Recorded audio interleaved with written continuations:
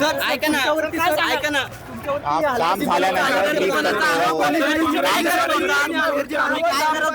तास दीड तास त्यांना आंदोलनाची परवानगी दिली, त्यांना साऊंड लावून तुम्ही आंदोलनाची परवानगी दिली. अशा पद्धतीने एखाद्या विरोधी पक्षातील कार्यालयासमोर अशा आंदोलनाला परवानगी मिळतेच कशी, असा प्रश्न विचारला. तुम्ही गेल्यानंतर आम्हाला पहिले सगळं आम्हाला तपासणी करू द्या. आम्ही तुम्हाला फॅक्ट नुसार ब्रीफ देतो. पहिले माहिती घेऊ द्या. थँक्यू.